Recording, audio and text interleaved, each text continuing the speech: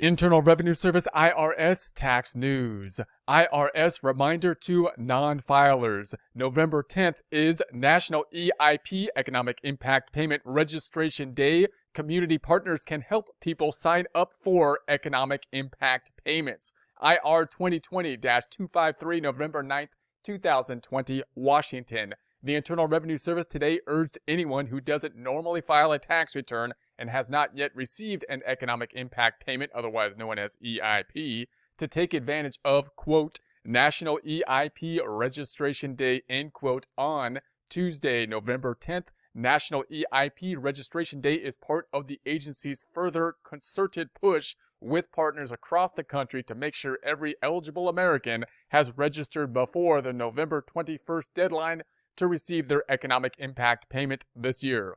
So here's the story with the economic impact payments, or my recap of it.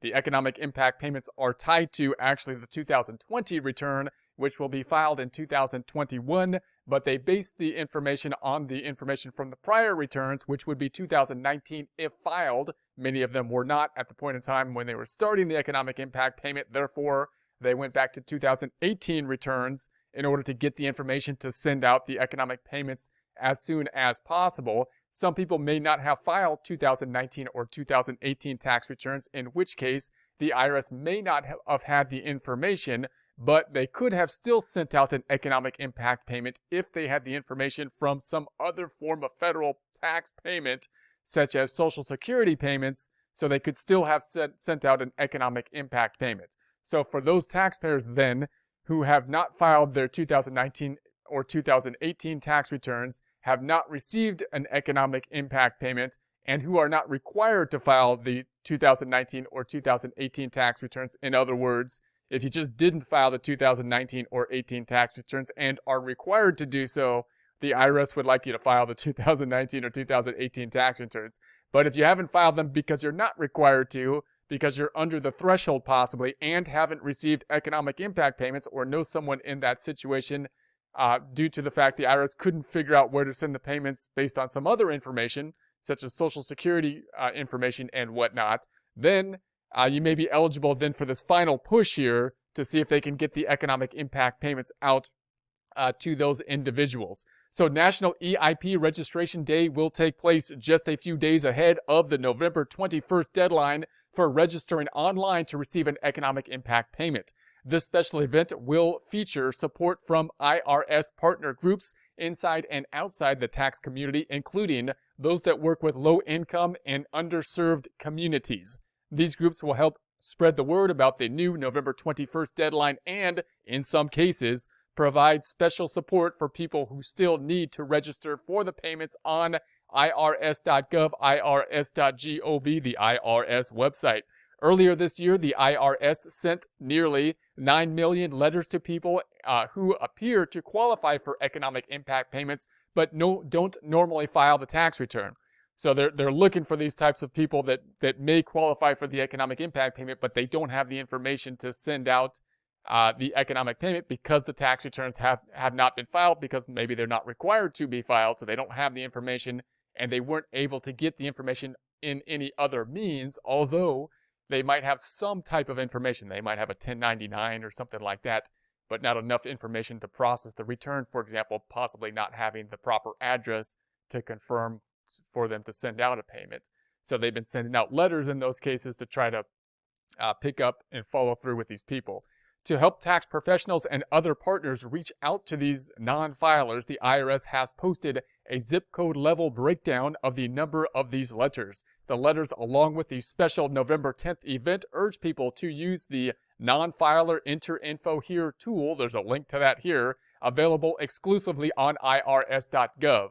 So if you fall into this category, or you're helping out in one of these events, or helping people that may fall into this category, then the IRS needs the information through the Nonfiler tool, so you can register on the Nonfiler tool. That should be easier than filing a tax return to get the information that's going to be necessary, which would include basically the fact that they are, qualified U.S. citizen and whatnot, and a place or location that they can mail the payment to, either a physical location or if there's some kind of direct deposit type of information, that might be something that could be put into the Nonfiler Enter Info tool. There's a link to that here. Quote, our partner groups have been vital to our efforts to reach many underserved communities, end quote, said IRS Commissioner Chuck Reddick. Quote, already millions of Americans have successfully used the Nonfiler portal and received their economic impact payment.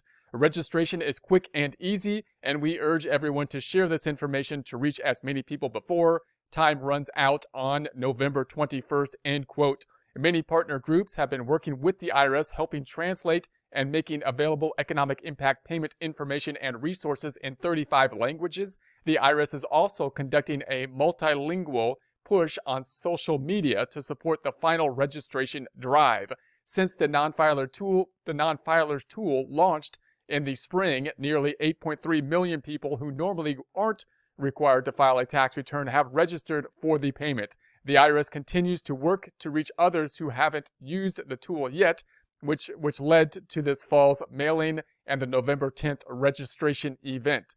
The tool is designed for people with incomes typically below $24,400 for married couples and $12,200 for singles who could not be claimed as a dependent by someone else. This includes couples and individuals who are experiencing homelessness. So basically, the threshold for filing a return is typically $12,200 for singles, $24,400 for married. If you fall under that under that income threshold for taxable income, you may not be required to file the tax return, and so you may not have filed the tax returns, and you're not required to do so. So then you might not have gotten the information to the IRS necessary to get the economic impact payment.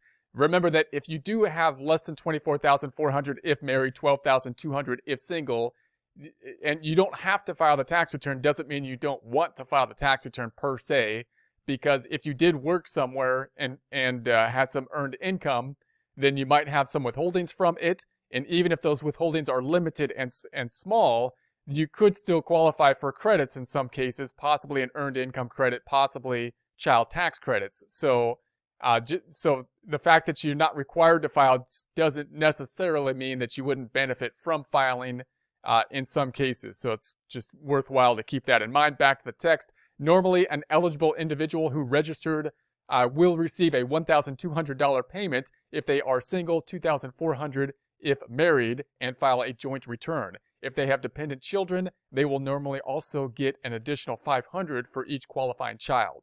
So the qualifying child and whether or not you're a dependent has been a bit of a complication or a bit more confusing component of this as well.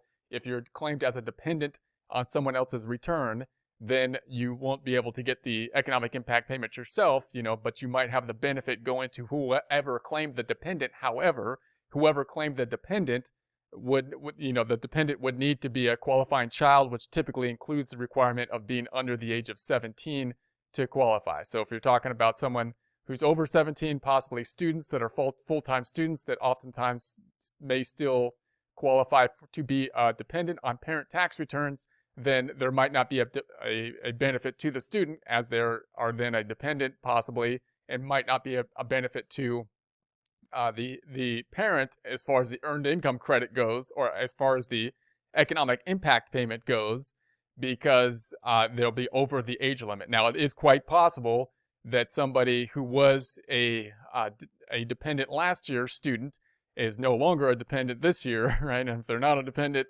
in the year in which the credit goes out, then maybe they would qualify for their own economic impact payment of $1,200 in that case. So that's something to consider and keep in mind. So normally an eligible individual who registered will receive, so we already have that. Anyone using the Nonfiler tool can speed up the arrival of their payment by choosing to receive it by direct deposit. Those not choosing this option will get a check. Beginning 2 weeks after they register, people can track the status of their payment using the Get My Payment tool. There's a link to the Get My Payment tool here, available only on IRS.gov, IRS.gov, the IRS website. For other EIP, economic impact payment related information, including answers to frequently asked questions, visit the Economic Impact Payment Information Center on IRS.gov.